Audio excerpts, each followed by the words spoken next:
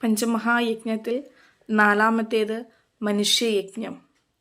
നാം സ്വയം നന്നായാൽ പോരാ, നമുക്ക് ചുറ്റുമുള്ളവർ കൂടി നന്നാകണം എന്ന ചിന്താഗതിയോടു കൂടി കാര്യങ്ങൾ ആചരിക്കുക, കർമ്മങ്ങൾ ചെയ്യുക.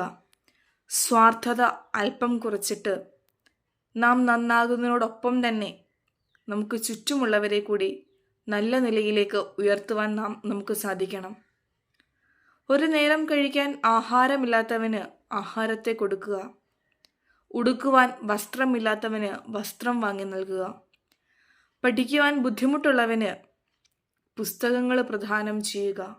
അങ്ങനെ നമ്മുടെ ചുറ്റുപാടുമുള്ളവരെ നാം അതിഥിയായി കണ്ടുകൊണ്ട്, നാം സ്വയം നാമായി കണ്ടുകൊണ്ട്, നമ്മിലെ അവസ്ഥയായി മനസ്സിലാക്കിക്കൊണ്ട് ചുറ്റിനുമുള്ളവരെ പരിപാലിക്കുക. ഓരോ മനുഷ്യന്മാരെയും, ഓരോ നരന്മാരെയും നാരായണനാക്കി മാറ്റുവാൻ നമുക്ക് സാധിക്കണം. അങ്ങനെ മനുഷ്യയജ്ഞം, നരയജ്ഞം നാം ആചരിക്കുക. അതിഥി ദേവോഭവ എന്നാണ് ഭാരതീയ സംസ്കാരം നമ്മളെ പഠിപ്പിച്ചിട്ടുള്ളത്.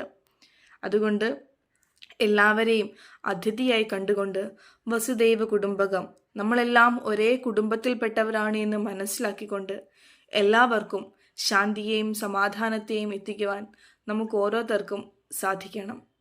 അങ്ങനെ നമ്മുടെ ചുറ്റിനുമുള്ളവരെ നന്നാക്കിക്കൊണ്ട് വസ്ത്രവും അന്നവും എല്ലാം പ്രദാനം ചെയ്തുകൊണ്ട്, അതിലുപരി അവരെ സായുജ്യത്തിലേക്ക് എത്തിക്കുന്ന ആധ്യാത്മികപരമായിട്ടുള്ള അറിവുകളെ പ്രദാനം ചെയ്തുകൊണ്ട് നരയജ്ഞം നമുക്ക് പൂർത്തിയാക്കാം.